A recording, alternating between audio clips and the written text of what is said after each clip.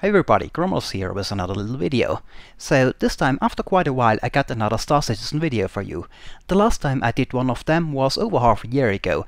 The reason is that in the last 8 months or so, CIG focused very much on the foundation of the game, like the 64-bit conversion of the game engine, the physics grid systems and so on. And they did so pretty successfully in my opinion. What I've seen so far on the livestream from the Gamescom, for example, looks pretty impressive. But that also means there wasn't that much new stuff for me to show in a while. And I did not have that much time to do videos to begin with. And this is also where this video comes in, as it was also announced that more modules for the game will arrive in the near future. The PlanetSide module at the end of this month and the first-person shooter module about a month later. And the multi-crew update is not that far off anymore either. So I guess there will be more really new stuff for me to show you from the game soon enough, and I plan on doing so. But since I have not done a Starcitizen video in a while, I figured I also make one now for several reasons.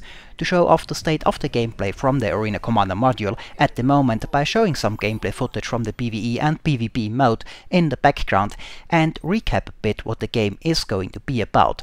Since I got a few new subscribers since the last Starcitizen video, I also explain a bit why Starcitizen is on my channel. As some might not know, I plan on featuring this game more often in the future, and what the game is supposed to look like when it is finished. I also want to give you a quick tip for an improvement in joystick control, since this is something that I think is giving many people some trouble. Now keep in mind that this is still alpha and not well optimized yet. There's also a bug with the track IR. The helmet currently does not follow the pilot's head movement, so you sometimes tip through the helmet, just so you know. Well then, I guess I don't really have to explain what Starcitizen is anymore, as it is fairly well known by now, but if you really haven't heard, Starcitizen is an extremely ambitious crowdfunded space game in development.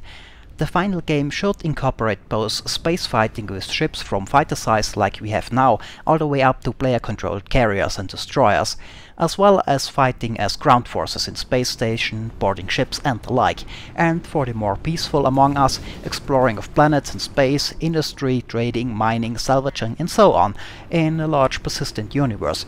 Oh, and there will be a large single-player campaign in the style of the old Wing Commander games as well. Have I mentioned the game is ambitious? Well, it is, and that is one big reason why I am so interested in the game. Now, I was always interested in space games. I played a lot of the old Wing Commander, X-Wing or Free Space games, and it is where I learned how to use a joystick in the first place, so in a way it is thanks to these kind of games that I have my own little War Thunder channel right now. That's why I was interested in the game right from the start. But the ambition and the scale of the project is what really got my interest in the game, which is interesting as it is one of those things that is often criticized. Some say the game is too ambitious and that it is impossible to fulfill all those promises. Well, what can I say? I like that one game really tries to go all out for once. There are more than enough games that are not ambitious at all out there, more than I can ever play. There is certainly no risk of unambitious games running out anytime soon. So why not have one project that really tries to push the boundaries and create something we have never seen before in this form in a video game? I really want to see if they can pull it off, and if they can, the result should be quite impressive, and for me personally that is worth a bit of risk. Sure, that will also mean that there will be delays, as a lot of the technology like the 64-bit conversion of the CryEngine and the physics grid system that allows people to run around in ships while those are fighting need to be developed. But again, I don't really mind about that. There are enough other games out there I can play in the meantime. If some extra waiting time is the price for getting this kind of game, so be it. So you can see I am pretty much a fan of the game and I have high hopes for it. After all, I am a huge sci-fi fan, and this is why I hope that Starcitizen will be eventually the second regularly featured game on my channel next to War Thunder. Now, a thing I want to mention about the gameplay in the background, because I think currently the Arena Commander module can lead to confusion about how the finished game is supposed to look like. At the moment the fights are very fast-paced and action-packed. That is on the one hand to be expected from a game that descends from Wing Commander, Starlancer and Freelancer. But on the other hand, what also influences the way we currently fight is that because in the current dogfight mode we get relatively small arenas in typical deathmatch or team deathmatch game modes. The players spawn in close proximity to each other and can respawn as soon as the ship is destroyed. But this arena game mode, while it is fun, is mostly to test the flight models, balancing and so on, and provide an opportunity to fly the ships and fight in them before the full persistent universe is available. Now, while those Arena Commander game modes will be available in the finished game as well, basically as in-game games which you can use by entering a simulator capsule, that is why it is called Arena Commander, that's the name of the game you play in the sim capsule in the Starcitizen lore. The actual fighting in the finished game in the persistent universe will be a lot different in my opinion, because they will obviously not take place in a small map, but in an entire star system.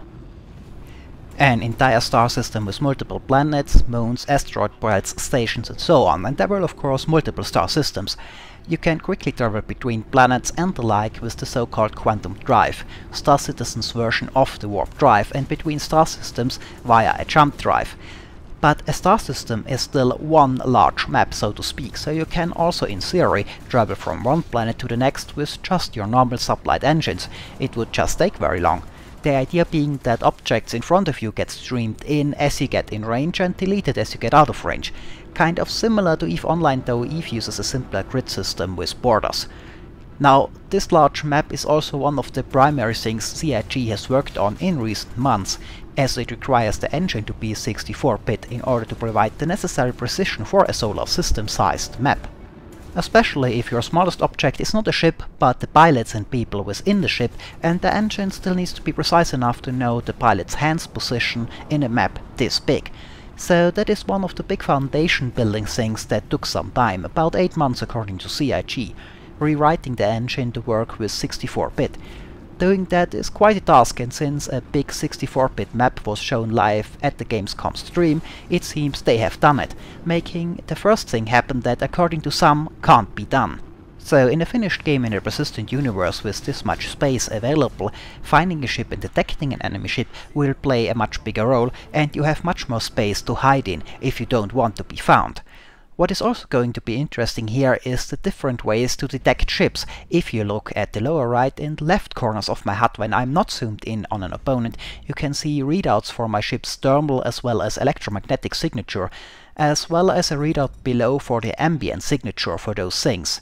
My IR or electromagnetic signatures goes up when I use my modules, weapons, shields and the like, and are also dependent on the type of modules I have fitted. So it will be possible, for example, to fit thrusters that, while weaker, have a lower signature, making the ship harder to spot.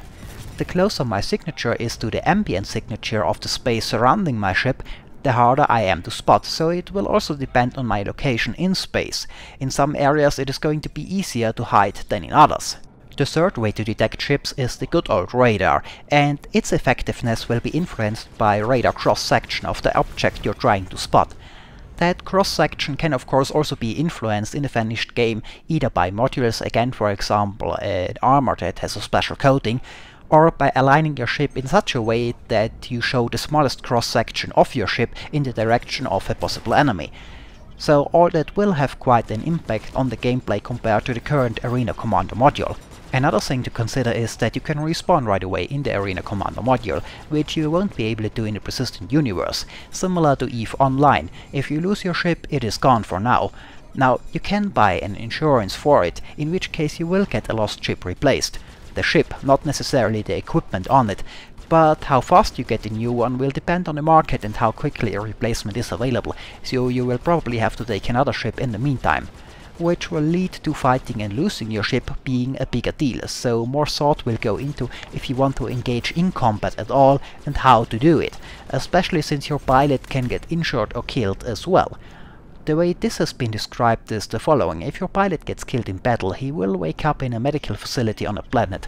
With the medical technology being 1000 years in the future, they can still bring you back, though some body parts like an arm or a leg might be replaced by a cybernetic one. This way you can physically tell if someone has been in combat a lot in the past. However, your body can't take those revives forever, so if you die too often, your character really dies and you keep playing as his heir. Again, leading to an actual fight in a persistent universe being a bigger deal, again kind of like in EVE Online. I just wanted to explain that so that the background footage does not give you a wrong impression of what the game is supposed to be, and that it is not supposed to be an arena shooter like we have now, even though that kind of game mode will still be available if you want it. As I have mentioned, there was a nice live played demo stream from the Gamescom that showed better what the finished game is supposed to be like. If you are interested in the game and you have not seen it, I would suggest you take a look at it. I'm going to put a link in the description.